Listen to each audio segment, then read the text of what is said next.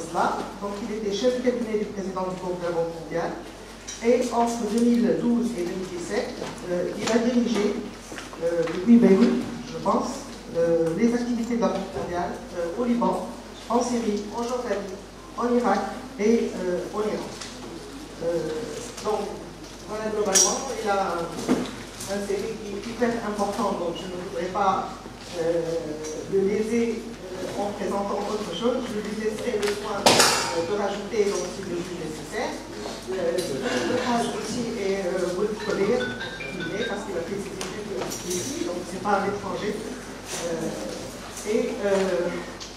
Donc on lui souhaite la bienvenue, on le remercie vraiment pour avoir accepté notre invitation. Donc nous le recevons dans le cadre des conférences que nous organisons habituellement et périodiquement au sein du laboratoire, et ce pour permettre et d'encourager l'ouverture de la faculté et de l'université d'une manière générale à l'environnement socio-économique. Donc c'est en général les mercredis après-midi que nous faisons cela. Après, donc avec des contraintes, on l'a fait aujourd'hui, le vendredi matin. Et je voudrais aussi remercier la Fondation Frédéric Schneemann pour la liberté, pour son soutien à tous les événements que nous organisons, que ce soit à l'intérieur de la faculté ou bien à l'extérieur de la faculté. Donc M. Libre est ici avec nous, je le remercie.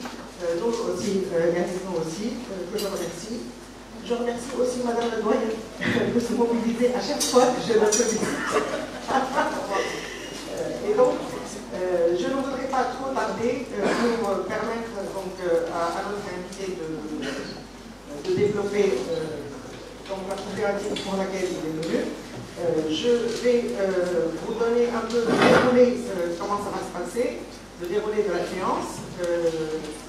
Donc, si Khalifa va présenter sa conférence 10 ans après le printemps arabe, il a insisté à mettre entre guillemets, il va nous dire pourquoi, éviter une autre décennie perdue. Ensuite, donc j'aurai un petit échange avec lui et par la suite, on passera la parole à la salle. Donc, voilà comment ça va se passer. Je passe la parole à Madame Zoll très rapidement, ensuite on démarrera. Bonjour, bienvenue à tous. J'essaierai d'être très brève pour permettre à Sylvie de nous faire profiter de son expérience pendant ce laps de temps assez court au cours duquel il va être avec nous. Donc je voudrais à mon tour vous dire l'honneur que j'ai, la fierté que j'ai de recevoir Sylvie Belhaj aujourd'hui parmi nous, d'autant plus que c'est un ancien diplômé de l'AFSECT, donc l'honneur est double, pour dire que l'AFSECT rayonne partout dans le monde et la Tunisie rayonne partout dans le monde de par ses compétences. Je voudrais remercier Sylvie Belhaj d'avoir accepté cette invitation, de nous faire profiter et surtout de faire profiter nos jeunes de son expérience si riche, si importante. Merci aussi au laboratoire d'intégration économique et particulièrement à sa directrice, professeure Fatma Chalfi, pour son dynamisme, pour tout ce que fait le laboratoire au profit de nos étudiants et au profit donc de l'AFSECT. Merci à tous nos partenaires qui nous accompagnent continuellement.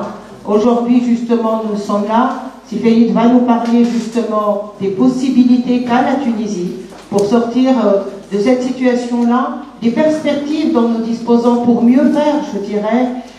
Dans l'annonce, on parle d'éviter une autre décennie perdue. Moi, je vais regarder le verre à moitié plein. Je dirais comment faire pour améliorer les choses durant les décennies à venir. Et donc, j'espère que Sylvie va nous éclairer sur ce point-là. Merci à vous tous, merci à tous nos invités d'être là aujourd'hui. Vous nous honorez de votre présence. Ce n'est qu'une conférence parmi d'autres, mais une conférence très particulière de par la qualité de ses invités, de par la qualité des gens qui sont présents aussi, et de par aussi l'importance du sujet qui va être débattu au cours de ces 2 heures. Merci à vous tous d'être là. Bon débat, et j'espère le meilleur pour la Tunisie et pour l'AFSECT et pour nous tous. Merci Sylvie encore. Vous avez la parole. Merci Madame la doyenne. Juste pour un peu planter le débat, vous êtes ici pour une semaine. Donc, une semaine, après-midi assez riche en événements, mais en même temps que la présence, une présence virtuelle du Fonds monétaire international, et avec des négociations avec les contreparties tunisiennes. D'abord, est-ce que c'est un hasard? Ensuite, est-ce que vos missions se complètent? Et je voudrais vous poser une question encore plus générale. D'une manière générale, quels sont les rôles que peuvent jouer le Fonds monétaire international et la Banque mondiale, d'abord au niveau de la Tunisie, et ensuite au niveau des pays maintenant que vous direz, voilà. Donc, votre champ de prérogative. Donc, je vous laisse sur cette question, et ensuite, donc, je vous donnerai d'autres pour un peu débattre du thème d'une manière globale. Merci beaucoup, Madame la Doyenne, merci beaucoup, Fatma. Et c'est moi qui suis honoré, et c'est une grande fierté pour moi que d'être de retour à la faculté de droit et des sciences économiques. C'est comme ça que je la connaissais à l'époque. Et en réalité, j'ai surtout passé du temps du côté de la faculté de droit. Donc, je suis juriste, nul n'est parfait. Je ne suis que juriste, je ne suis pas économiste. Ceci étant, du temps qu'on passe à travailler avec mes collègues qui s'engagent dans les questions économiques et qu'on commence à comprendre vaguement de quoi il s'agit. Et merci encore pour cette invitation. Alors, et merci pour la première question, parce que il me tenait à cœur de dire deux mots de clarifier pour le moment, les rôles respectifs du Fonds monétaire de la Banque mondiale. Je sais que vous savez, mais j'aimerais bien aller un peu plus loin, parce qu'il y a effectivement très souvent de confusion entre les deux. Bon, effectivement, aujourd'hui, je suis là au moment où l'ombre du Fonds monétaire plane sur la Tunisie, et notamment avec cette conversation virtuelle. C'est important. C'est effectivement une coïncidence, hein. Il n'y a pas de... Ceci étant, il y a effectivement une complémentarité entre ce que fait le Fonds monétaire et ce que fait la Banque mondiale de manière globale. La Banque mondiale est une institution de développement. Cela permet à la banque d'ouvrir une conversation sur les réformes et d'avoir un soutien budgétaire.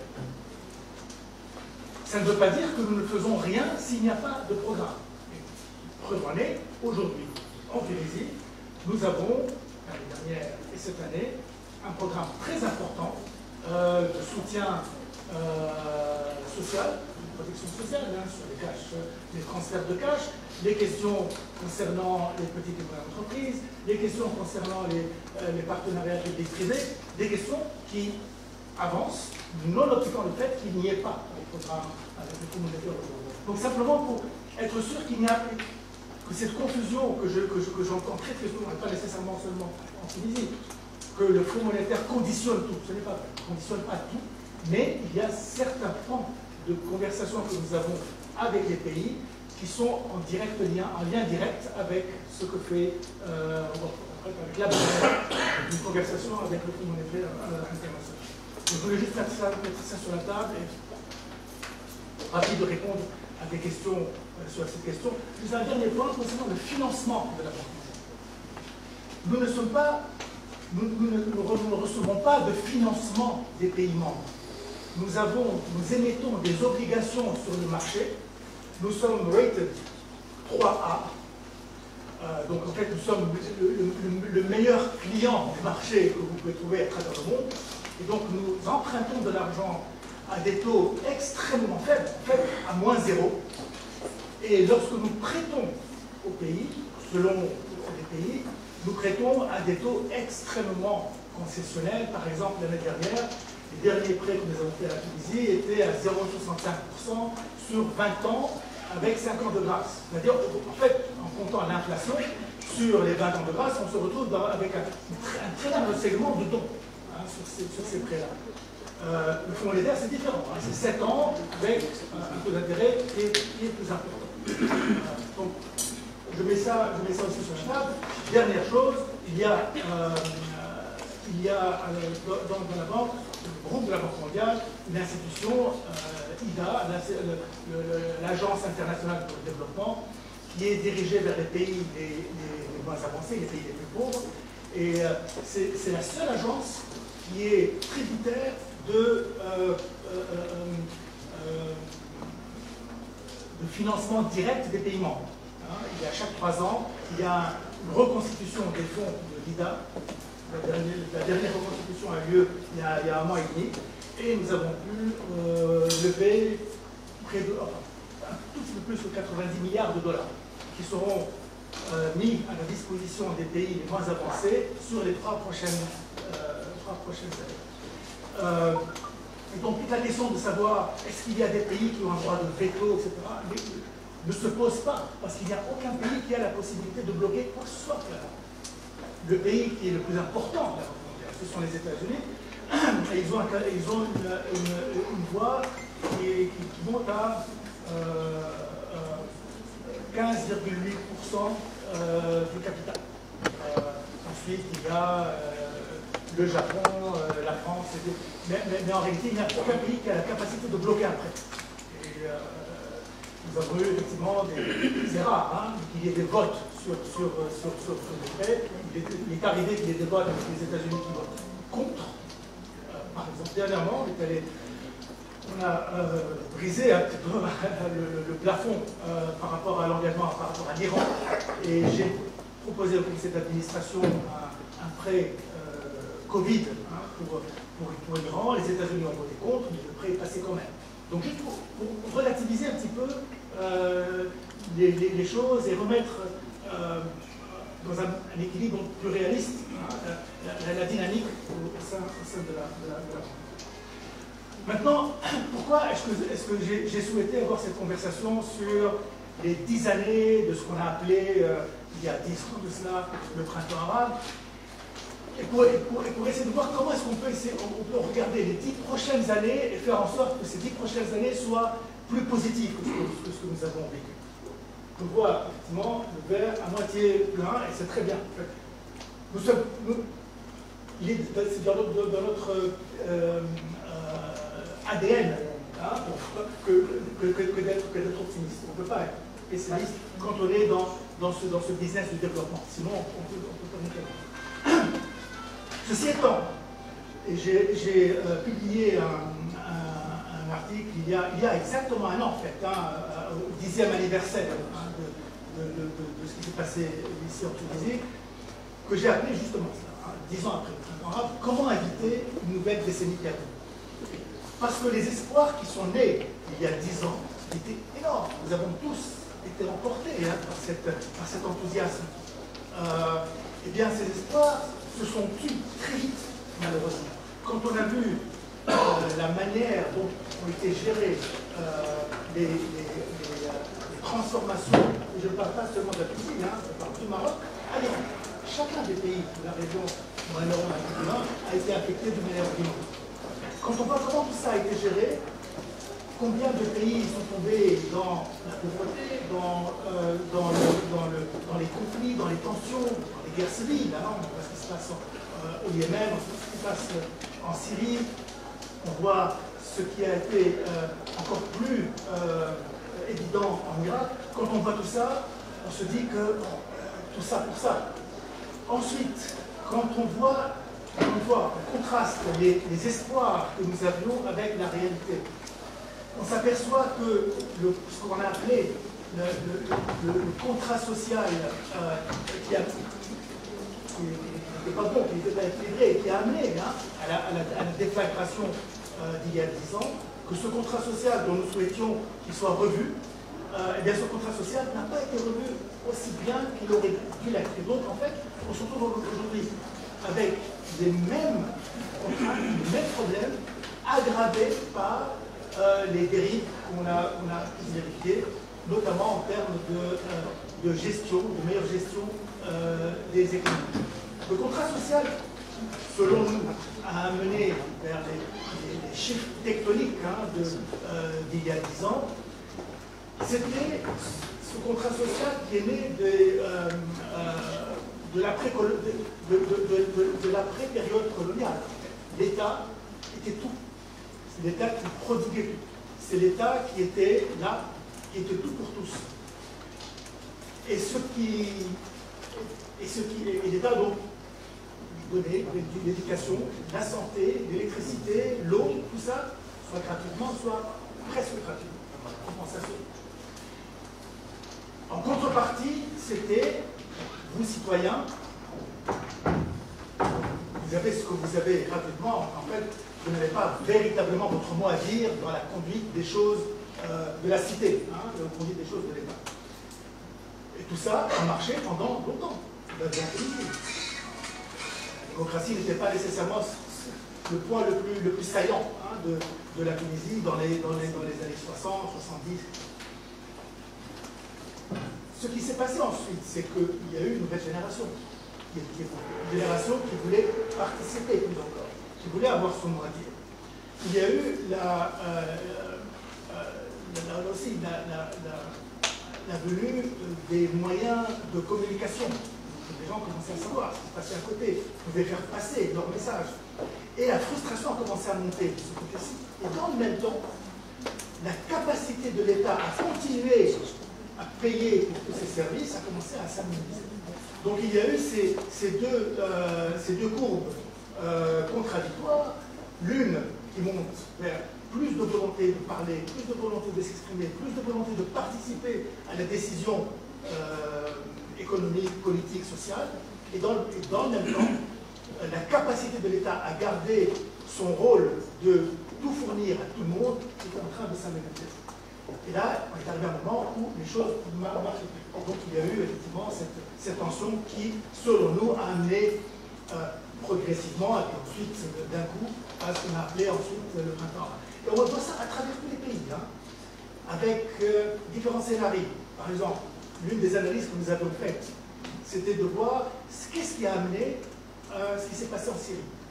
Quand on voit ce qui s'est passé en Syrie, on s'aperçoit qu'en réalité, non seulement il y avait ces questions de l'État qui n'arrivait plus à fournir tous les services, et l'État qui n'arrivait plus à tenir une jeunesse qui voulait véritablement s'exprimer, mais dans le même temps, il y a eu une sécheresse dans les années 2006, 2007, 2008, qui a fait que les populations rurales ont commencé à aller vers les grands centres urbains, Halab, Damas, etc. Quand ils sont arrivés là, ils se sont aperçus qu'il n'y avait rien.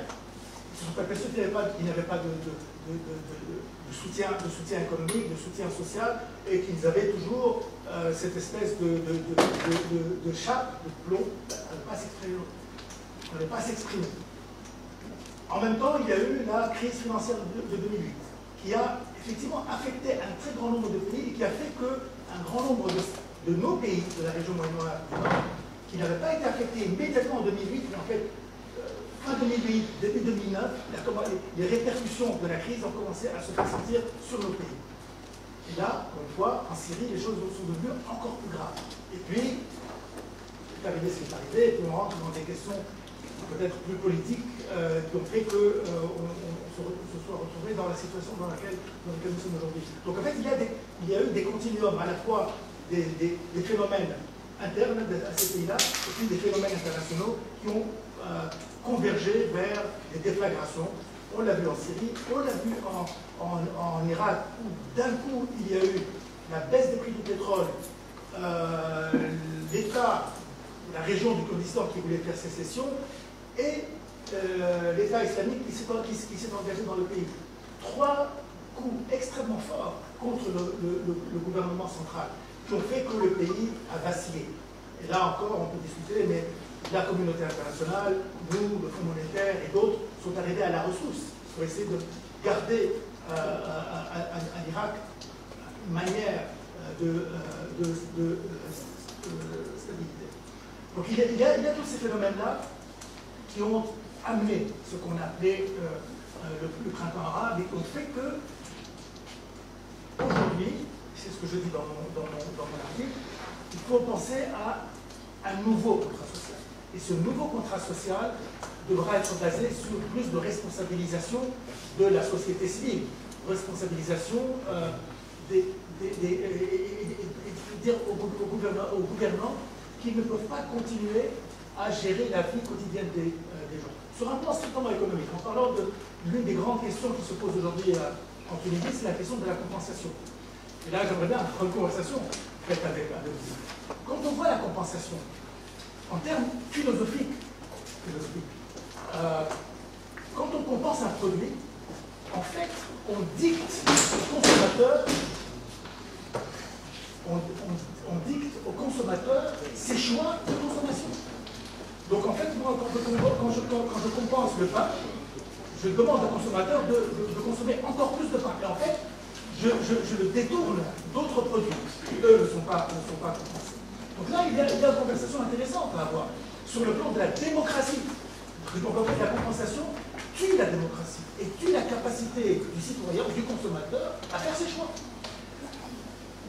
L'un des points que nous mettons sur la table, et là, il y a une conversation inclue ici avec des collègues, des amis comme Arthur Schelp, etc., vous dire, ah, attention, si vous allez parler de décompensation et de cédage, et situation non contrôlée, peut-être. Mais ce que nous avons vu à travers le monde, c'est quand on donne la capacité au consommateur de choisir, quand on lui permet d'avoir directement du cash et qu'on décompense progressivement des produits qu'il est appelé à consommer, on lui offre plus de capacité de choisir et on réduit bien sûr le poids de la compensation de tous ces produits-là sur l'État. Et en plus de ça, on amène une manière de justice. Pourquoi voulez-vous que, ça c'est vraiment une conversation de base, pourquoi voulez-vous que la baguette que j'achète moi-même ou madame la doyenne coûte la même chose que la baguette qu'achèterait la personne qui est en situation de pauvreté dans le petit extrême. La question des hydrocarbures aussi est terrible. Pourquoi voulez-vous que la personne qui a une automobile soit compensée alors que on s'aperçoit que la plus grande partie en fait, de la compensation des hydrocarbures va en faveur des populations qui ont les moyens au moins de se payer une voiture, quelle que soit sa puissance. Et qu'en réalité, la plupart des gens, la plupart des populations pauvres n'ont jamais accès à cette compensation. Donc en fait, il y a une conversation à avoir sur cette affaire de la compensation et il serait bon que nous en parlions aussi. Un autre aspect du contrat social, c'est cet aspect d'interaction sur le plan des programmes d'éducation, du capital humain. Comment faire en sorte que le gouvernement soit dans une conversation avec l'économie qui soit différente de ce que nous avons aujourd'hui, qui dit le rôle de l'État dans l'économie. Est-ce que le rôle de l'État dans l'économie, c'est de tout faire, ou est-ce que le rôle de l'État dans l'économie, c'est de permettre de faire? Autrement dit, est-ce que c'est de réguler, et donc de permettre à l'entrepreneur de s'engager, ou est-ce que c'est de tout faire, de tout produire pour le citoyen et pour le consommateur? Partons du principe qu'il est plus simple de faire que l'État joue son rôle, qui est celui de régulateur, qui est celui d'encadreur, et que l'État ne joue pas un rôle de faiseur. L'État a joué un rôle de faiseur, il le joue à différents niveaux, et nous voyons qu'immanquablement, on se retrouve dans des situations de mauvaise gouvernance, de non-transparence et de déficit. Et là, ce sont des choses qu'on peut dire ici, on est entre j'imagine, on pense plus ou moins de la même manière, mais c'est très compliqué à faire passer à l'extérieur, parce qu'il y a effectivement là un courage politique à avoir lorsque vous rentrez dans des conversations sur l'amenuisement du rôle de l'État dans les secteurs économiques et ouvrir la voie plus au secteur privé. De quel secteur privé, quand il est engagé et quand on lui permet d'avoir cette capacité d'entreprendre et de produire, eh bien, ce secteur privé généralement fait de l'excellent travail lorsqu'il est régulé, lorsqu'il n'est pas dans une logique de de monopole, lorsque la compétition et la compétitivité font partie de l'environnement. On le voit dans de très nombreux pays, les autorités de compétition, je ne sais pas comment on appelle ça ici, de la concurrence, sont non seulement présents, mais ont aussi des capacités de sanction qui sont importantes. Et on le voit même dans les pays qui nous sont proches. Le Maroc a l'autorité de la concurrence. Il n'y a pas si longtemps, il y a moins d'un an en fait. Le Maroc a, l'autorité de la concurrence au Maroc a sanctionné Etisalat du Maroc, qui est un empire dans le royaume. Ils ont sanctionné 3 milliards de dirhams. Énorme, c'est énorme. Donc il y a cette dimension-là à garder en tête, et on souhaiterait effectivement faire avancer la chose. Donc, ma conclusion est la suivante. Nous avons 10 ans qui vont venir devant nous. Nous avons aujourd'hui énormément de jeunes, formés, intelligents, pleins d'énergie, qui souhaitent intégrer le marché du travail. Nous avons aujourd'hui un marché du travail qui n'offre pas cet espace. Il va falloir changer les choses, et les changer rapidement. Vous savez, il y a un chiffre que j'avance toujours, et je m'arrêterai là. En 2050, la région MENA, c'est-à-dire du Maroc à l'Iran, en 2050, c'est demain, hein, il y aura 300 millions de jeunes qui seront en train de frapper à la porte du marché des emplois. 300 millions, presque autant que la population de la région MENA entière aujourd'hui. Ces 300 millions de jeunes ne vont pas trouver de travail dans le secteur public. Il faut l'oublier. C'est le secteur privé, c'est l'ouverture vers l'entreprise, vers l'innovation, qui seront les clés de cet engagement. C'est pour ça qu'il faut commencer, hier et avant-hier, hein, à travailler sur ces questions-là, à réduire les contraintes à l'investissement, réduire les autorisations, travailler sur du ex-post plutôt que d'avoir des autorisations préalables qui prennent un temps énorme, et faire en sorte que l'investisseur soit dans un environnement qui lui soit propice. Et donc là encore, arrêter cette diabolisation du secteur privé qui malheureusement existe dans de très nombreux pays. Il faut que dans ce pays-ci, l'investisseur privé soit vu comme étant un atout et auquel on donne le maximum de possibilités de s'engager. Le secteur privé met son argent propre sur la table. Donc ils prennent un risque. Et ce risque-là doit être minimisé au maximum, si je puis dire, de façon à ce que nous puissions attirer plus d'investisseurs et plus d'intérêt. Je disais hier à mes collègues que la partie la plus intéressante de mes voyages au Maroc, c'est lorsque je m'installe à Casablanca avec tous les opérateurs économiques tunisiens. Parce qu'il y en a beaucoup qui ont fait le voyage. Parce que là-bas, encore une fois, le Maroc n'est pas du tout la panacée, hein. Ils ont énormément de problèmes. Mais au moins, il y a cette attractivité qui est là. Donc il est vraiment important de garder en tête le fait qu'il faut qu'on renverse cette tendance et qu'on ramène les richesses tunisiennes en Tunisie, et qu'on ramène les richesses non tunisiennes en Tunisie aussi. C'est un pays qui est extrêmement attirant, extrêmement puissant en termes de potentiel, et il est dommage que nous ne puissions pas presser, si on peut dire, ce citron de potentiel jusqu'à la dernière minute. Voilà. Merci beaucoup et ravi d'avoir une conversation avec vous. Et s'il vous plaît, poussez contre ce que j'ai dit. Si j'ai dit des choses qui ne vous conviennent pas, je suis là pour recevoir vos critiques. Voilà. Merci.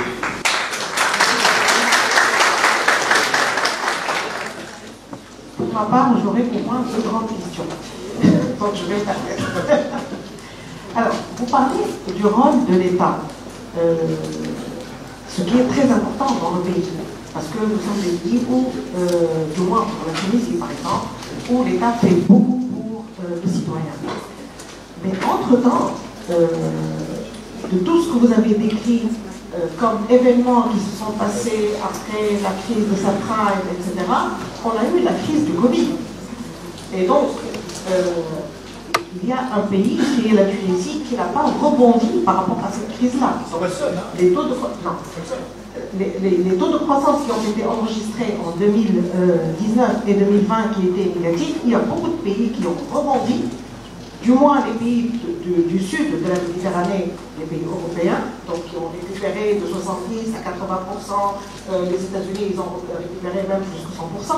Le Maroc qui a récupéré, je crois, 80%, l'Algérie a aussi récupéré quelque chose dans cette grandeur-là, mais la Tunisie arrive à peine à faire du 30%, c'est-à-dire moins 9%, après on a au maximum plus 3%.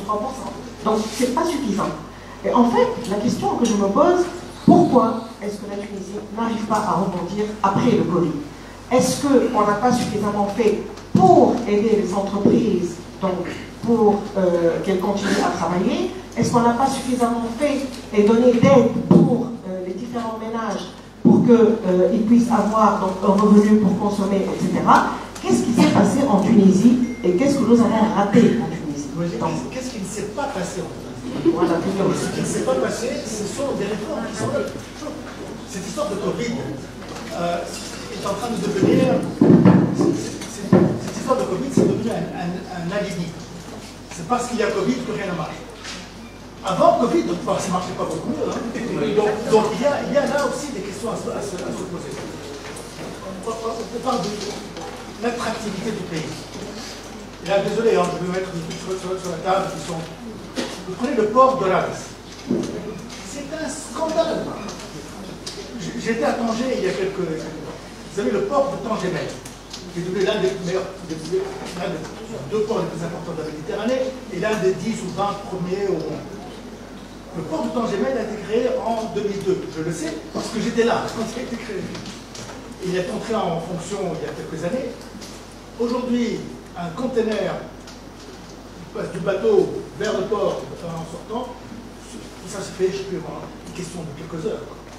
En Tunisie, c'est quelques jours, quelques mois, quelques années, on en sait. Et c'est vrai, et c'est un problème.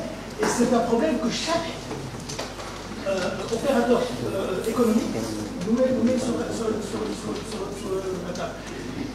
Vous voulez que je vous en donne d'autres? Lorsque vous voyez les entreprises publiques, la plupart de ces entreprises sont mal gouvernées, donc déficitaires, et en plus de cela, certaines d'entre elles sont cotées à la bourse. Avec évidemment toutes les distorsions que ça amène. Donc là aussi, il y a un problème. Lorsque vous venez et que vous avez des entreprises publiques qui sont dans des secteurs concurrentiels et qui donc sont subventionnés à partir de là, ce secteur supposé être concurrentiel ne l'est plus. Là, vous avez encore un problème. Lorsque vous avez une administration où les autorisations s'accumulent l'une après l'autre pendant des années, vous savez, une des questions qui m'interpelle quand je suis ici, quand on a un problème, on adopte une loi. Vous avez une stratification, une inflation législative qui provoque beaucoup de choses, qui inclut l'incertitude. Quand vous êtes investisseur, vous n'avez plus à quelle loi vous vouez. Hein. Donc là aussi, il y a des problèmes. Donc c'est ce que nous n'avons pas fait. Ce que nous n'avons pas fait, ce sont des réformes, et ça fait des années qu'on a ces réformes sur la table. Tout le monde les connaît. Il y a des politiciens qui vous disent qu'il suffit il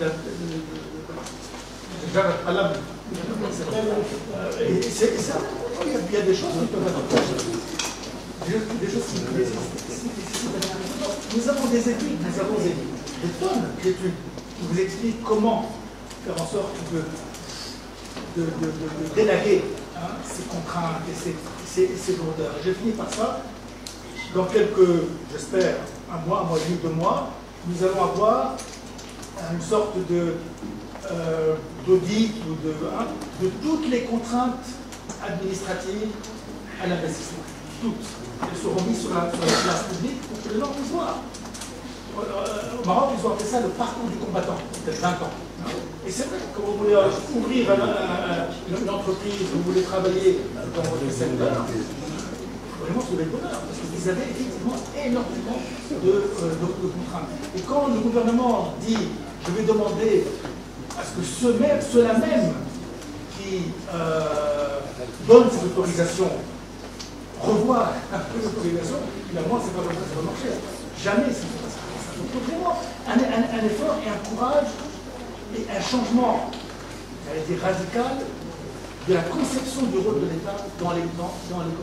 Et c'est pour ça qu'on est dans cette situation où ça traîne et les investisseurs préfèrent aller là où ils sont les mieux accueillis. Oui, tout à fait. Je voudrais ajouter de l'eau à votre moulin par rapport à ce que vous dites. En fait, on sait qu'après le Covid, les pays du MENA ont fait à peu près quelque chose comme 2,3-2,5% de leur PIB sous forme d'aide. La Tunisie a fait pareil, hein, on n'a pas fait moins. Mais justement, c'est parce qu'on n'a pas réformé que les 2,5% n'apparaissent pas au niveau du taux de croissance, par exemple. Ils sont allés à la masse salariale. Tout à fait. Et donc, si je résume un peu ce que vous avez dit, vous dites tout simplement les problèmes que nous vivons aujourd'hui, qui sont le déficit budgétaire, qui est l'endettement public, par exemple, ce n'est que le côté apparent de l'iceberg, ce n'est pas ça le problème réellement. Le problème réellement, c'est de savoir créer de la richesse, d'aller chercher la richesse, de faire de la croissance pour avoir à répartir cette richesse-là. Et là, donc, il faut aller vers l'investisseur privé et non pas vers l'État qui essaie de créer des emplois publics qui ne sont pas réellement une réponse à la crise que nous vivons, mais il faut aller chercher la croissance ailleurs, et c'est cette croissance-là qui va créer de l'emploi, et nous avons toute cette jeunesse-là qui sera très rapidement sur le marché de l'emploi, à la recherche d'emploi. Donc, je vais m'arrêter jusque-là moi-même, je voudrais passer la parole à la salle. Voilà. À la jeunesse. Donc, s'il vous plaît, voilà, soyez concis et présentez-vous avant de poser votre question.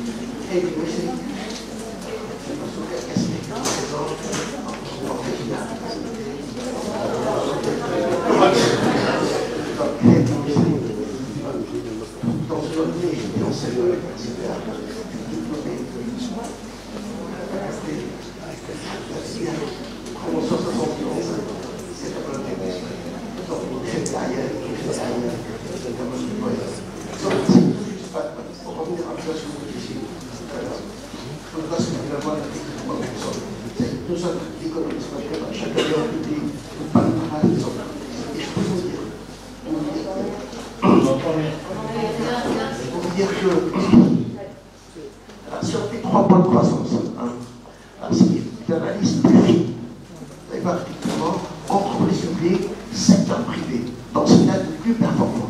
Il y a à peu près une quarantaine de groupes, vous pouvez les consulter. Ils sont quasiment à 27-30% de croissance.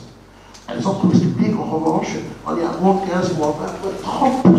Et je parle pas effectivement du secteur minier et du secteur vidéo-énergie d'État. Tout le déficit est là pour un bien. C'est-à-dire que croissance hors entreprise publique, on serait à 11-12% de croissance. Le problème est là. En dépit des difficultés, en dépit des contraintes, effectivement administratives, en dépit de, je dirais, cet enfer administratif, comme le secteur privé, aujourd'hui stigmatisé, diabolisé, contraint effectivement, comment dirais-je, mais malgré tout, effectivement, même en temps de crise, relativement assez performant, je veux dire. Hein? En dépit de temps de rade, et puis finalement, quand on parle de croissance, donc on va pas oublier que c'est aujourd'hui, je connais pas effectivement le chiffre exact, on est à peu près dans une marge fourchette de 30 à 50% de commerce informel, et je pense qu'il va falloir l'intégrer.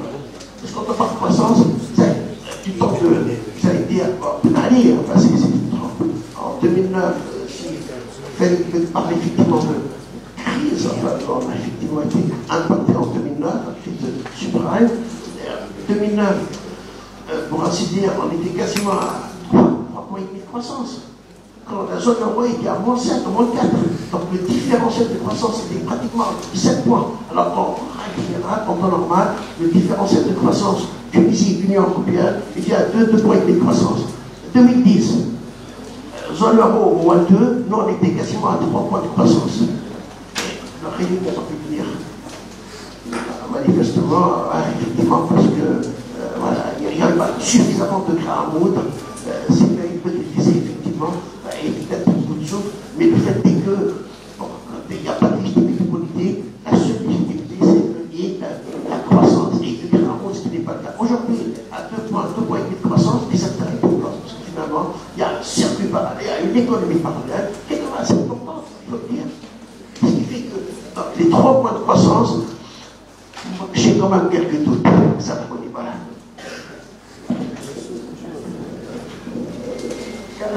On rassemble un peu ces... D'accord. Donc, pour ceux qui veulent intervenir, donc on va rassembler une première vague de questions. Ensuite, donc, on passera la parole à Sifeli pour répondre. Merci, Fabio. Merci, Sifeli, de nous avoir fait le plaisir de faire cette brillante présentation. Vous avez raison de dire, en répondant à Fabio, que si on ne veut pas de la croissance, c'est parce qu'on ne veut pas de réforme. Et vous le savez mieux que moi, peut-être, que la plupart des réformes sont faites et de manière consensuelle, avec les partenaires sociaux. Que ce soit dans la concurrence, que ce soit dans la formation professionnelle, dans l'enseignement supérieur, dans l'enseignement secondaire, dans l'enseignement de base, la réforme fiscale. Il y a des réformes faites, écrites, rédigées et consenties sur lesquelles les partenaires sociaux sont d'accord, le gouvernement est d'accord, et qu'on n'a pas eu le courage, je pense, un élément de réforme. Ce n'est pas le seul. Un élément de la France, c'est la faible longévité des gouvernements. Un ministre, je vous assure que même ce gouvernement ne peut pas faire de réforme. Il sait qu'il est provisoire. On va attendre décembre prochain pour voir qui va le gouvernement. Faire une réforme, c'est un souffle, c'est un travail quotidien. Je termine avec une réaction par rapport à ce que vous dites sur la compensation. J'ai d'amour, je le sais. Personnellement, je suis pour le ciblage. C'est inévitable que, comme vous le dites, un PDG paye la baguette comme son chauffeur. C'est inacceptable. Il est inacceptable que 22% des dépenses de compensation se font hors usage économique. Que des produits compensés n'existent pas sur le marché. Cependant, il y a un risque et un problème sur lequel j'invite à réfléchir. La compensation des pains, le micro pour le TMS, il est vraiment, on ne parle pas, on tourne ça, on ne peut remplacer le pain avec quoi que ce soit, nous sommes un pays céréalier, où nous mangeons du pain bien avant la compensation. Bon, que c'est la mais la compensation, le système, qu'est-ce qu'il permet? Des fonctions invisibles. Je compense la compensation et je garde les bas salaires. Et j'obtiens la paix sociale. Plus ou moins la paix sociale. Qu'est-ce que je fais avec les bas salaires? J'attire les capitaux étrangers et je donne de l'exportation. Parce que nous exportons du travail mal payé. Nous avons une compétitivité, prix. Pas de compétitivité, qualité hors prix. Prix. Mais donc, on me dit paramètres. La création d'emplois, c'est les bas salaires permettent le pouvoir d'achat, l'exportation et l'attraction des capitaux étrangers. Et l'État. En fait, dans les pays développés, je pense que la relation est optimale. L'État peut gérer optimalement le secteur privé. Il peut gérer aussi la concurrence. C'est très important pour éviter en fait, la spéculation, etc. Le problème au niveau des pays en développement, c'est le secteur privé. En fait. Les États sont incapables de gérer leur secteur privé. C'est très important. Ma question, c'est surtout, vous avez évoqué la question de la région MENA et l'énorme demande de postes d'emploi d'ici à 2050. Donc, quelle est la relation qui doit peut-être exister ou quelle responsabilité des États, des pays en développement sur leur secteur privé? Voilà, c'est ma question. Juste on termine avec cette question, alors on passe la parole. Bonjour, Mahbabik Sikferi, je suis collègue, donc et nous sommes fiers de vous. Je pense que vous avez beaucoup insisté sur le contrat social, et même le contrat est signé, et aussi le conseil de dialogue social qui n'a pas fonctionné. Donc il y a un problème de confiance en Tunisie. On ne peut pas engager un processus de désamorcer une crise sans rétablir la confiance. La confiance, c'est la base du tout. Donc, mais on a aussi en Tunisie le problème des liens entre la politique et l'économie. Donc, il y a une crise économique et la conséquence d'une crise politique aiguë, une instabilité politique. Et actuellement, même après le 25, pardon, directement, il n'y a pas ni le Parlement, il n'y a pas de conflit, mais il y a aussi la manque de visibilité, il y a le coût de la non-décision. Et en conséquence, qu'est-ce qu'il faut faire? La Banque mondiale, vous avez bien fait de voir, d'expliquer, de présenter brièvement, mais brillamment aussi le rôle de la Banque mondiale, de l'FMI. Mais qu'est-ce qu'on dit? L'FMI, elle exige. L'FMI, elle exige 3 grandes réformes. Masse salariale, déficit budgétaire, compensation et entreprise publique. Donc, ce sont les problèmes que vous avez soulevés et vous avez attaqué la question brillante de la compensation. Pour essayer de voir, il y a des discussions, il y a des négociations, il y a des divergences. Vous avez développé une idée, des prémices. Ce n'est pas une idée définitive, bien évidemment. M. Akif Shelby et d'autres, et le GTT et d'autres aussi, professeurs comme le professeur Samir Aoued ou d'autres, on défend d'autres possibilités. Et on va chercher, on va trouver le consensus nécessaire. Mais, est-ce que, la question que je vous posais, la question, est-ce que vous pouvez? C'est une question de méthode. Et la méthode de la confiance sont corrélées. Est-ce que la Banque mondiale et l'FMI, moi je n'ai pas, lorsqu'il m'a dit en rentrant, tu étais syndicaliste, radical, tu viens pour la Banque mondiale, je lui ai dit, c'est toi qui m'as enseigné tout ça. Mais on avance. On devient de plus en plus rationnel, aliéné par la vision pratique du gouvernement. La question de contrat social, réécrire le contrat social et surtout la démarche participative. Parce que la Tunisie, elle souffre actuellement de l'absence d'une démarche participative. On ne peut pas dire qu'on n'a pas un dur, mais on a la démarche participative. C'est une exigence. Aussi, il y a la question de comment peut-on essayer de mobiliser tout. Je trouve le congrès de GTT, la présence de différents acteurs, c'est nécessaire. Vous avez discuté avec le président, avec votre équipe, avec votre représentant, avec la famille, avec les acteurs sociaux. Mais on ne peut pas désamorcer cette crise sans dialogue. Et c'est une nécessité. Primo. Deuxièmement, une question chemin faisant. Le rôle de la diaspora. Vous savez pertinemment, maintenant, du coup, le rôle de la diaspora tunisienne, comment elle a joué un rôle dans cette période de crise. Presque 10 milliards d'euros. Transfert pour la Tunisie, malgré que la situation, même ils sont affectés par la crise. Mais il y a des milliers des ingénieurs, des médecins, qui sont formés en Tunisie, qui coûtent très cher la formation. 2 millions de médecins au mois. 200 millions. 200 millions de, c'est pas des dinars, 200 millions.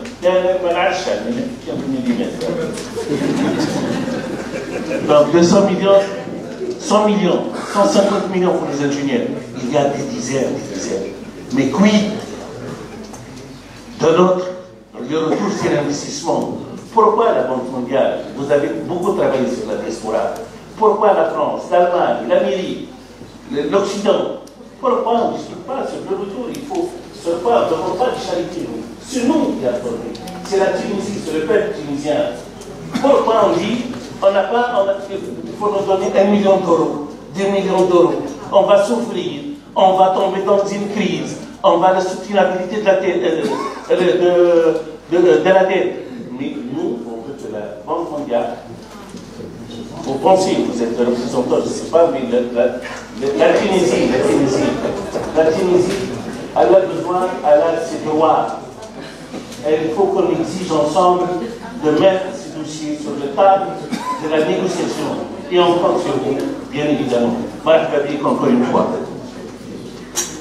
C'est entre autres comment attirer l'investissement privé pour créer des emplois et de ne pas encourager les gens à émigrer d'une manière, comment dire, d'une manière, voilà, réglementaire ou pas réglementaire, je pense. Bon, peut-être 2 mots, et puis ensuite, vraiment, je voudrais mettre une barre par rapport à la date de naissance et à voir les jeunes qui s'engagent. En termes de. Un point important, hein, la longévité. C'est fondamental, vous avez tout à fait raison. Si depuis 2011, on m'a dit qu'il y avait presque 600 ministres depuis 2011. Allez, voilà. Et je sais combien de ce gouvernement évidemment, si chacun de cela vient et défait ce que le précédent a fait, ça ne marche pas. Mais au-delà de ça, c'est la confiance de l'investisseur dans ce qui est décidé et ce qu'il aurait promis. Hein. Et la confiance de nous tous, du Fonds monétaire, de la banque et d'autres, dans ce qui est promis. Parce qu'il est arrivé à 2-3 reprises que des documents aient été signés, que des engagements aient été pris, et il y a un changement de gouvernement, et puis ensuite, là, ceux qui sont venus après, on dit, bon, on n'est pas au courant, c'est pas moi, c'est pas moi. Donc effectivement, là, il y a un problème. Et quand on contraste ça avec d'autres pays où il y a effectivement des législatures entières qui se font avec beaucoup plus de visibilité, de prévisibilité, le résultat est très clair. Hein. Il y a non seulement des politiques qui se font sur le long terme, mais aussi la confiance qui vient avec cette prévisibilité. Un autre point concernant cette affaire du coût de la main-d'œuvre ici, en fait, c'est devenu notre gain. Aujourd'hui, ça n'a plus aucune importance. Aucune importance. Parce que la réelle richesse se fait à travers des produits à haute valeur ajoutée. Donc aujourd'hui, avoir une main-d'œuvre extrêmement bas coût, oui, ça peut attirer quelques investissements, mais ça ne permettra pas un saut qualitatif et un saut de valeur. Ça ne permettra pas d'envahir ou de conquérir des marchés qui sont des marchés porteurs. On restera en train de faire des petits machins sur le côté et ce n'est pas suffisant. Quand vous voyez. Exactement, c'est là en fait, c'est pour ça que quand on voit aujourd'hui des entrepreneurs qui s'engagent sur les nouvelles technologies, qui s'engagent sur des domaines qui sont beaucoup plus, qui sont à valeur ajoutée plus importante, il faut les encourager. Et là, il y a un lien direct avec le capital humain, avec vous, avec l'enseignement, avec faire en sorte que le curriculum qui est dispensé dans les universités, etc., soit un curriculum qui permette un enseignement d'un autre niveau, en termes de tenir le rythme de ce qui se passe sur le marché à l'étranger. Tout cela est lié. Et encore une fois, on ne parle pas dans le vide. On voit quelle est la performance aujourd'hui. Je ne parle pas de la Tunisie, je prends toute la région Moyen-Orient du Nord. Quand on voit les classements des universités, il faut aller chercher les 200, 300, 400 pour trouver une université de l'État. Il y a un problème. Et c'est là encore, on revient au fameux 300 millions. Ces 300 millions-là, s'il n'y a pas une éducation qui soit, comment dire en anglais, cutting edge, c'est-à-dire qui soit vraiment au niveau de ce qui est attendu par un marché d'emploi qui bouge extrêmement vite, on ne sera pas compétitif. Nous avions fait un rapport il y a 2 ans de ça, justement sur la question du capital humain et de l'éducation. Et on a prouvé que l'éducation, dans les années aujourd'hui, dans les années futures, ce n'est plus l'éducation de connaissance, c'est l'éducation d'adaptabilité. Autrement dit, ce que vous avez appris aujourd'hui, lorsque vous voyez à l'extérieur combien le marché du travail bouge et combien ce qu'on demande est en train d'évoluer, vous sortez de 4 ans, de 6 ans, de 8 ans de faculté, et en fait, vous n'êtes pas compétitif, parce que ce que vous avez appris n'a rien à voir avec ce qu'il y a à l'extérieur. Donc il y a là un travail important à faire sur le type d'éducation qui doit être fourni. Ça, vraiment, c'est un rapport qui a secoué beaucoup de monde, parce qu'aujourd'hui, quand on voit, encore une fois, dans la région MENA, en Tunisie aussi, si vous faites, vous prenez un jeune Tunisien qui rentre à l'école, au bout de 13 ans, de 14 ans d'études, ce même Tunisien aura 57% de la capacité de son homologue en Corée ou à Singapour. Il y a une partie, presque la moitié, de potentiel contributif, de cet élève qui sera parti. Pourquoi? Parce qu'il y a des problèmes dans le système éducationnel et parce qu'il y a aussi un problème dans le système de la santé. Là aussi, c'est important à garder en tête. Donc on est vraiment dans une situation critique. C'est pour ça que je disais tout à l'heure qu'il faut vraiment un choc pour faire bouger les choses ici. Maintenant, la question justement du secteur privé et de l'État, c'est une excellente question, parce que où qu'on soit positionné, du côté syndicat, du côté patronat, du côté où qu'on soit, il y a aujourd'hui, que ce soit en Tunisie ou dans toute la région sur laquelle je travaille, il y a un problème fondamental de confiance entre le secteur privé, le secteur public et le gouvernement. Il y a un problème de confiance. Et ce problème de confiance est nourri par le nombre, par la défiance de l'État par rapport au secteur privé. Lorsque vous avez une multiplicité d'autorisations préalables à quelque action que ce soit, ce n'est pas pour faciliter, c'est pour contrôler. Et quand on contrôle, c'est qu'on n'a pas confiance. Dans le système anglo-saxon de loi, tout est permis sauf ce qui est explicitement interdit. Explicitement interdit. Dans notre système, on a pris aussi de nos amis français, tout est interdit sauf ce que je vous permets. Alors effectivement, ça pose un problème. Déjà philosophique. Donc lorsque vous êtes, comme disait un vieux, nous sommes tous en liberté provisoire. Donc en fait, on est là en attendant qu'on nous dise vous avez fauté. Et vous ne pouvez rien faire sans mon autorisation. Vous allez en Nouvelle-Zélande, vous créez une entreprise online en 15 secondes. Ici, je ne sais pas combien ça prend de temps. 2 ans. Voilà, peut-être. Etc. Donc en fait, vous avez une conversation entre le public et le privé qui doit être assez libre.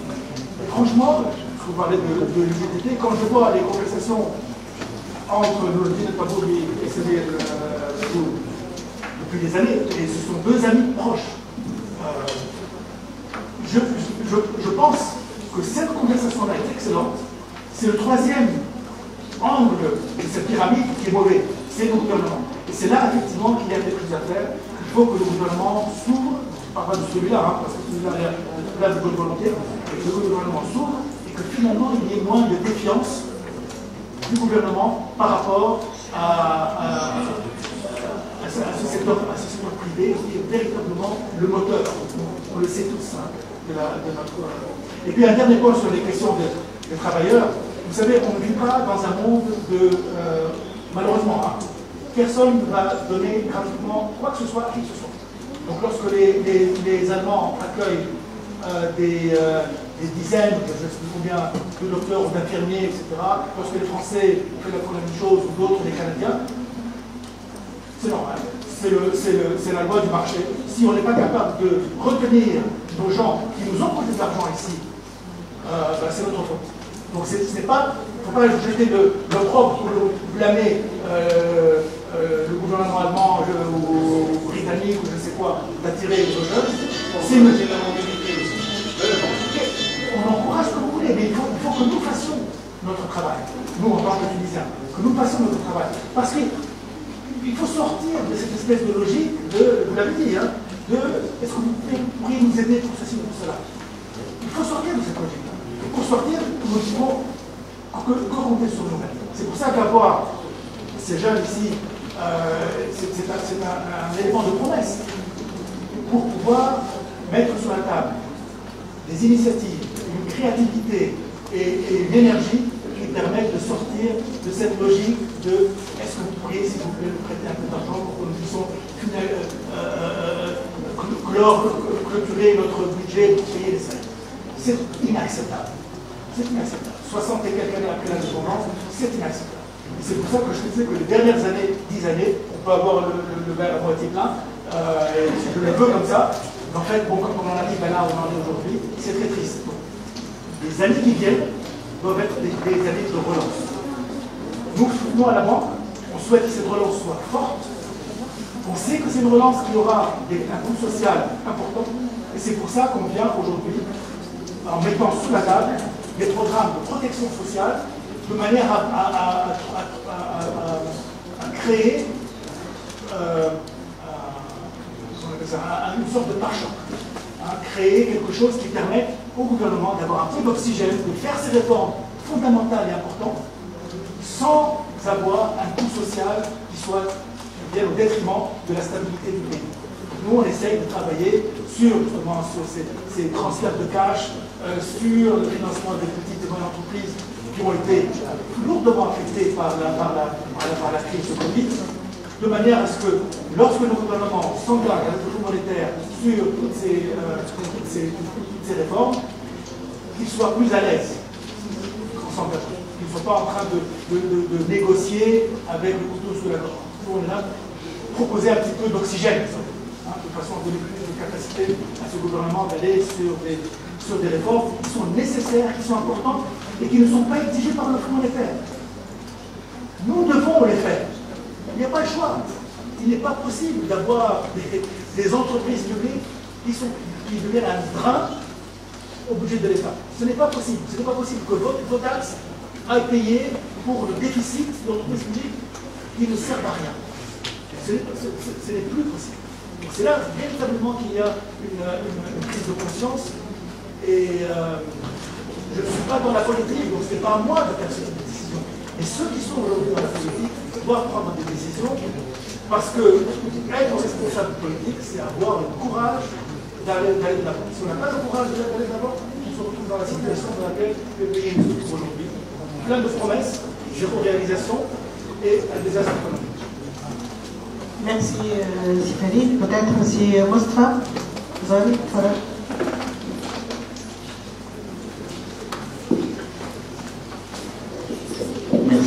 Merci.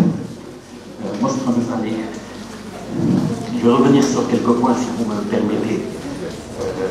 Retenir les gens, et je suis parfaitement d'accord avec vous, c'est à nous de retenir nos compétences, parce que ce ne sont pas les autres pays qui les attirent, c'est nous qui les poussons à partir.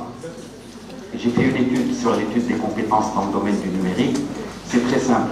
Ils partent pas pour le salaire, ils partent premièrement pour la qualité de vie et ils partent pour la couverture sociale, pour assurer une bonne éducation et une bonne santé pour leurs enfants, parce que l'école publique ne permet plus de l'assurer. Et que s'ils le font dans le secteur privé, au lieu d'inscrire leurs enfants dans le système français en Tunisie, c'est plus simple d'aller en France et de l'avoir gratuitement. Le salaire vient en 4e position, et le salaire pour moi, ce n'est pas dû à l'entreprise, c'est dû à l'environnement pays, parce que nous voulons être un pays à bas coût. Et en tant que pays à bas coût, on est en train de tuer la valeur. On ne peut pas faire de croissance en étant un pays à bas coût. Tout simplement. Ce n'est pas vraiment le différentiel de salaire qui les intéresse. Parce que, comme on dit certains, c'est vrai, quand ils sont partis, ils ont été déçus, entre guillemets, parce que c'est vrai, ils ont calculé que 3 000 euros, ça fait 9 000 dinars ou 10 000 dinars, mais ils ne pensaient pas acheter la baguette à 3 dinars, alors qu'ici, ils l'achètent à 200 000. Donc, et ce problème de Bakou, pour moi, est très important parce que même dans ce qu'on voit actuellement dans notre évolution, on reste toujours avec notre approche loi 72.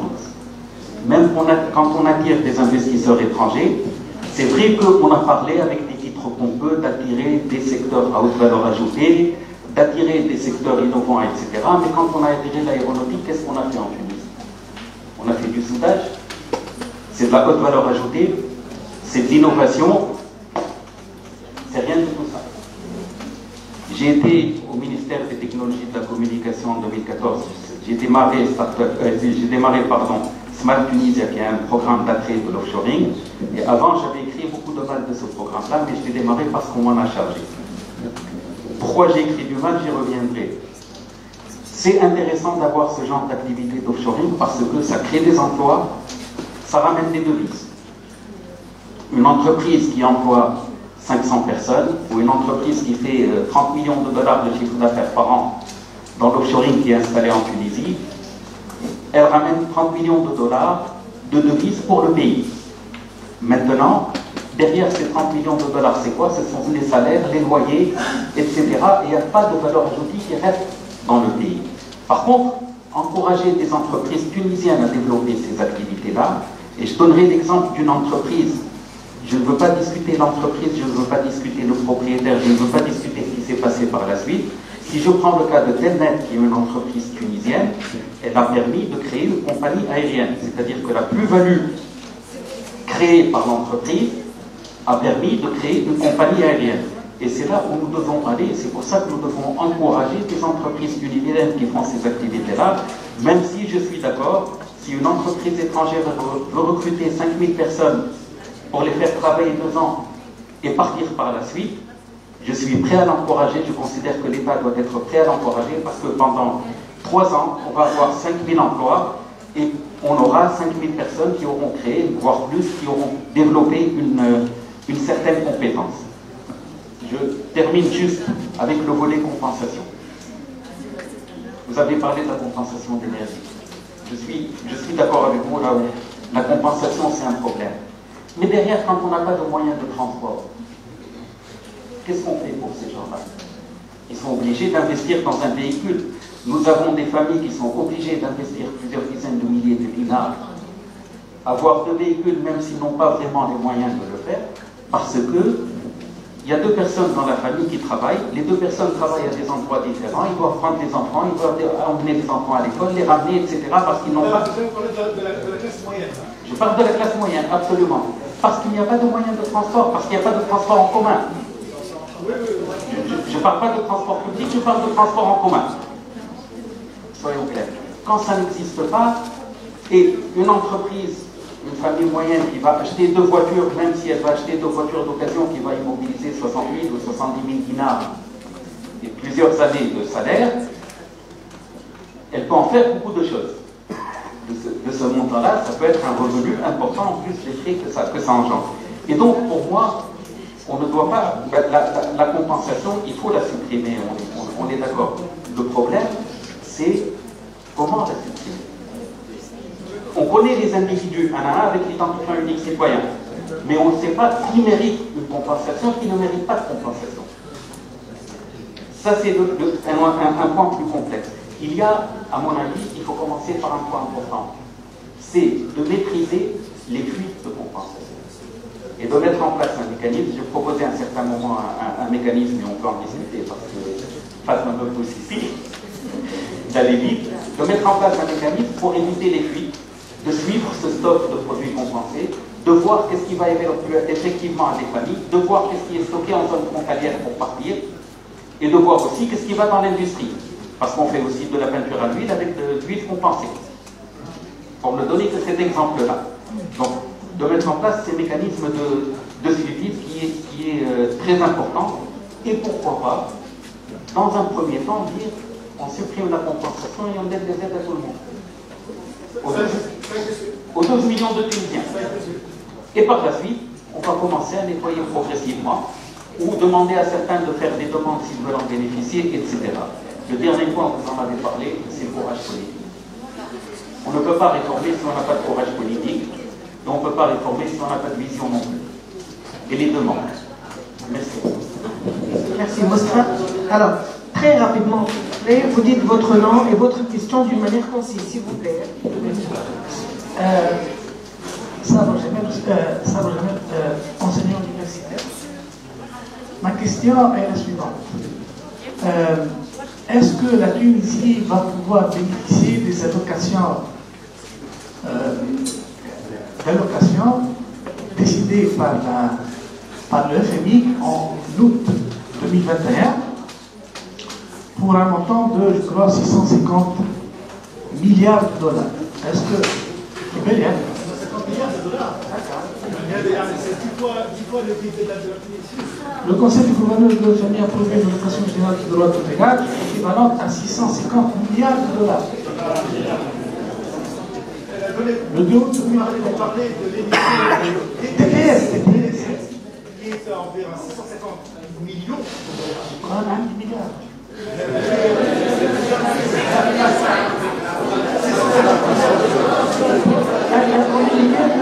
La communiqué du Fonds monétaire international.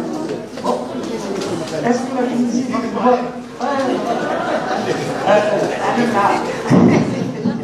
Est-ce que la Tunisie va pouvoir bénéficier... On a déjà bénéficié. On a déjà bénéficié. Le problème que se pose le suivant. C'est vrai que pendant 10 ans, c'était perdu, mais on peut parler avec le FMI de 4 milliards de dollars. Non, c'est pas ça qui va résoudre le problème de la Tunisie, alors que nous avons 23 milliards de dinars tunisiens qui manquent au budget 2022. Sur ce point-là, 1 milliard, 2 milliards, 3 milliards. Bon. Ce qui est le plus important, ce sont les réformes. Est-ce que ces réformes vont engendrer, justement, en termes de compétitivité, justement. Parce que les 2-3 milliards, encore une fois, on va éponger quelque chose, on va payer les salaires, et puis voilà. C'est pas ça qui est important. Ce qui est important, ce sont les réformes.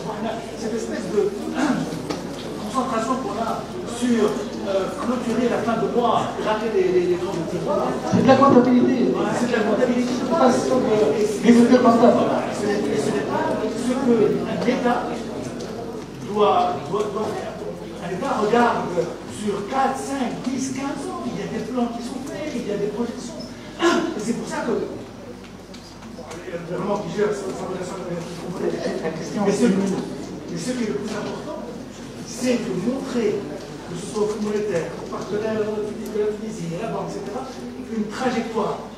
Montrer où est-ce que nous voulons aller, avec des séquences pour apporter la crédibilité de cette trajectoire, de dire immédiatement, aujourd'hui, je vais prendre 2, 3, 4 mesures importantes qui vont montrer qu'il y a une impulsion par rapport à cette trajectoire. Et ensuite avoir cet accord sur quelques années. Le problème, c'est que sur les dernières années, il y a eu des accords signés par le gouvernement qui n'ont pas été respectés. Donc aujourd'hui, la méfiance, pas de la banque, la méfiance est là. Donc il y a vraiment, il faut montrer pas de blanche cette fois-ci. C'est pour ça qu'il est très important de soutenir Justement, ma question est la suivante. Ce n'est pas les 4 milliards au FMI, les porte-parlers qui vont résoudre le problème de comptabilité des 23 milliards de dinars qui manquent pour 2022, mais il faut peut-être penser, pour les 10 années à venir, sur au moins un genre de plan Marshall de 70 milliards de dollars sur... Qui est-ce qui va donner ça? Justement, c'est ça. C'est bon, il faut sortir de cet état. Parce que là, on est dans une logique de tendre la main. Personne, qui est-ce qui a 70 milliards de dollars? Il faut réformer tout simplement la réponse. Il faut réformer. Il faut que ce soit quelques minutes. Il faut véritablement, s'il y a un message à faire passer, c'est que le destin est entre nos mains. Et si on continue à aller dans des machins et de demander à X et Y, parler au cas du pays du Golfe, de venir nous donner des sous, ça ne va aller nulle part. Ça devient des petits pansements sur une clé qui est en train de devenir de plus en plus brûlante. C'est vraiment important de garder en tête cette histoire de message. Oui, tout à fait. Juste, peut-être, je sais que vous devez partir. Juste une question par une étudiante. C'est important pour moi que les étudiants... Même deux questions. Bonjour. Asma Awiti, doctorante en sciences économiques sous la direction du professeur Fabien Chichati. Je voudrais savoir, s'il vous plaît, si la Tunisie serait dans le cas du Liban. C'est pas une question avec laquelle on va terminer en positif.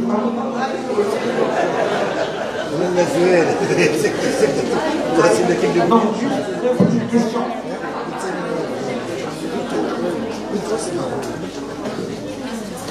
Bonjour, je suis doctorante avec Madame Hela Mahri, Emira Mahri. Donc, les mots ressentis par la Tunisie sont innombrables. Vous avez proposé des réformes administratives pour attirer des investisseurs aussi bien tunisiens qu'étrangers. Mais le climat politique tunisien est-il propice? La confiance des Tunisiens et des étrangers est-elle présente? La contrebande et les marchés parallèles, comment allons-nous les maîtriser? Est-ce par des réformes fiscales aussi, ou bien par le changement des billets de banque, par exemple? C'est vraiment un chantier. Oui, le problème est par où commencer, je pense. Suffirait-il d'une volonté politique décisive, rapide, qui nécessite bien évidemment un consentement de la majorité des acteurs économiques? Merci. Et une toute dernière, s'il vous plaît. Très très bref, s'il vous plaît. Ali Abdallah, CRS, Centre d'études économiques et sociales. Merci bien, Séphérine.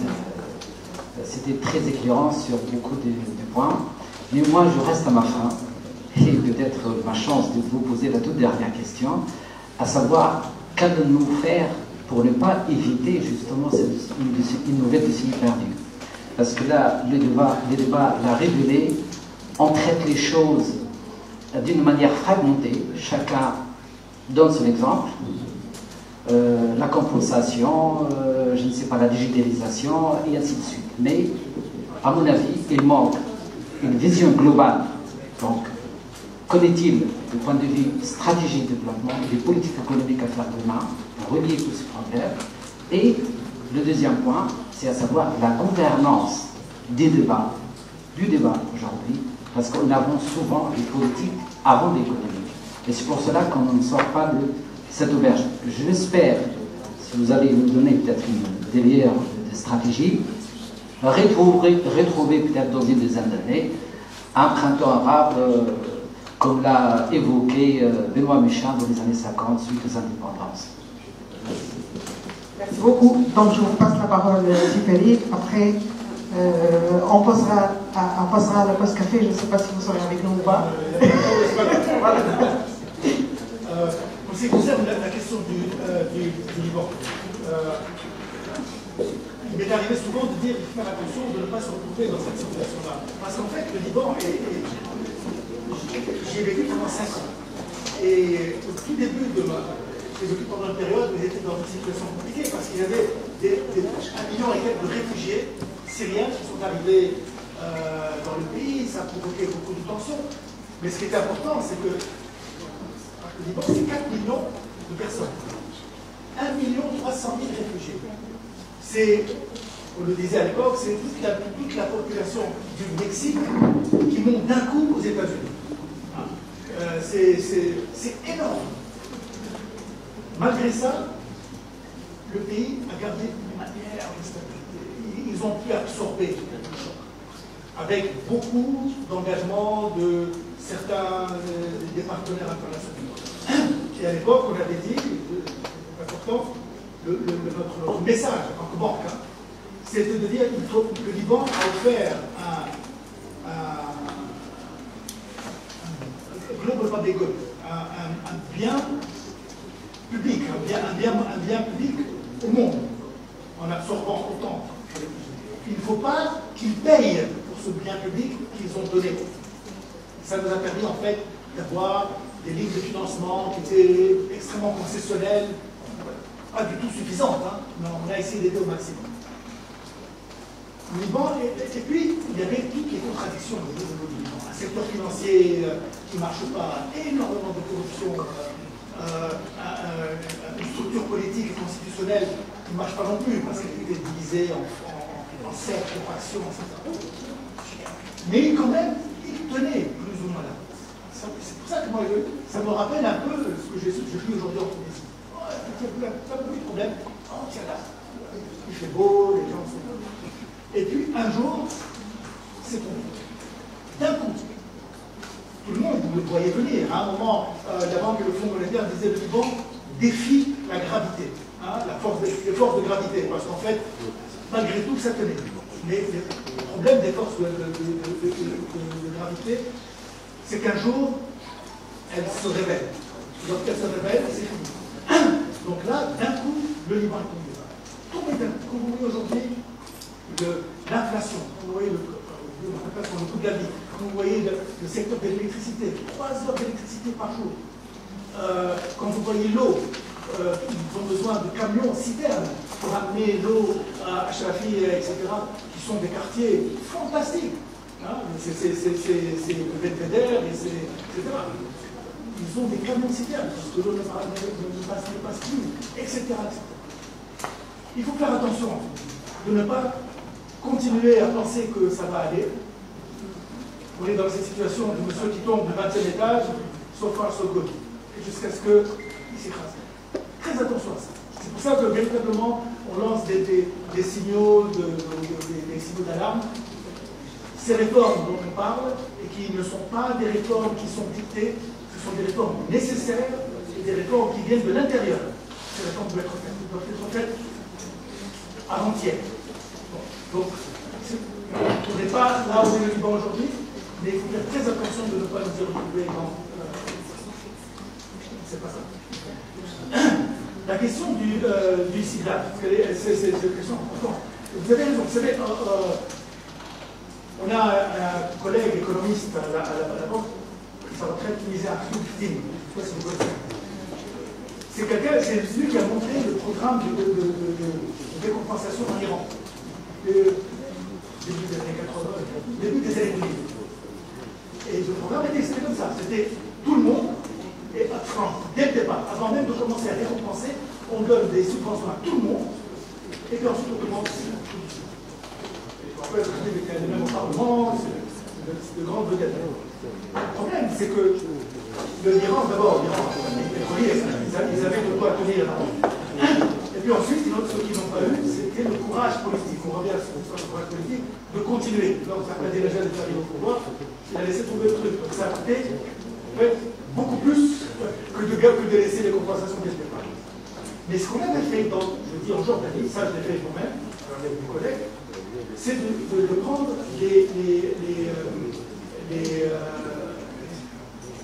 disons 80%. D'enlever 20% de la compensation, de prendre 80%, et ensuite, sur les années, tomber tout doucement.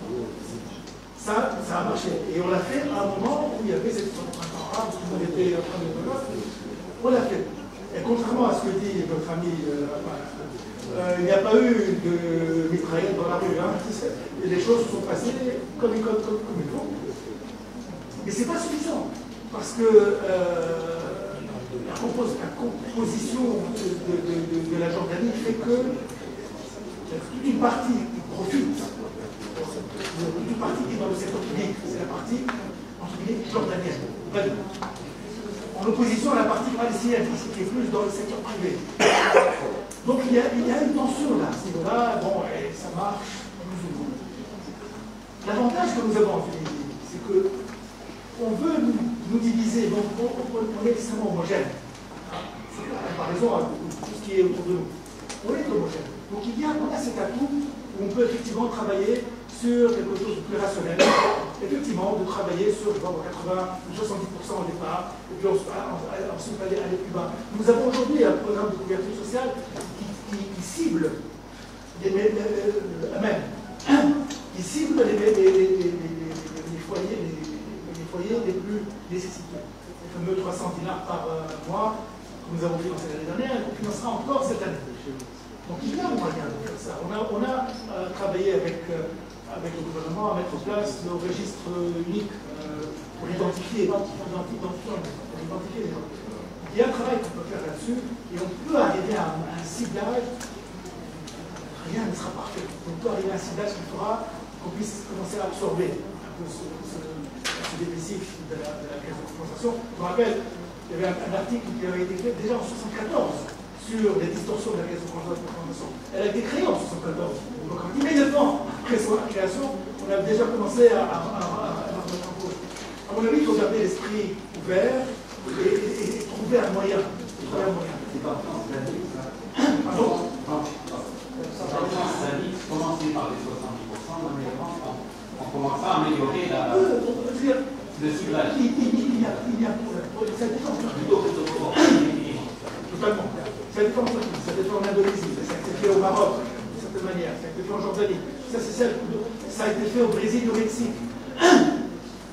Chacun selon ses dynamiques sociales, économiques et politiques. C'est faisable. Le counterfactual, ne pas le faire, coûte extrêmement cher, provoque des distorsions, provoque une injustice, et franchement, n'est pas gérable sur le terrain. Bon, la question du climat politique, c'est clair. Hein, le fait que de manière générale, il faut qu'il y ait un climat politique apaisé. C'est pour ça que j'espère, après le congrès du GTT hier, la reproduction de Tabouki, un bureau qui a l'air d'être équilibré, j'en sais rien, j'espère qu'il y aura moyen d'apaiser les tensions et ouvrir un dialogue. L'idéal, ce serait que dans les semaines qui viennent, qu'on voit en public des réunions gouvernementales du GTT avec un feuille de route qui puisse faire avancer les choses. Vraiment, c'est mon dernier mot, nous n'avons pas le choix. Cette histoire de fonds monétaire, il n'y a pas le choix. Les réformes, il n'y a pas le choix. Ce n'est pas comme si nous avions le luxe aujourd'hui de dire on va attendre encore. Franchement, c'est irresponsable de la part de tous les responsables de penser qu'il y a encore. Ça fait longtemps qu'on a peu le temps. Il faut vraiment qu'on avance. Je dis toujours on, parce que je me sens je fais partie de ce pays et de cette communauté. Mais même en tant que Banque mondiale, je prends un petit peu de recul, on a énormément de bonne volonté, énormément. Et on est prêt à faire beaucoup plus que vous pensez. On va mettre autant de financement, quand je l'ai dit à l'un des partenaires l'année dernière, 300, cette année 400, peut-être plus. On a regardé, vous mettez tout ça pour la Tunisie? Oui, parce qu'il y a besoin, parce qu'on a confiance, parce qu'on pense que ces réformes sont importantes et qu'elles doivent être accompagnées. Donc on est là. Mais, comme disait l'autre, aide-toi et la banque c'est toi. Merci beaucoup. Merci pour les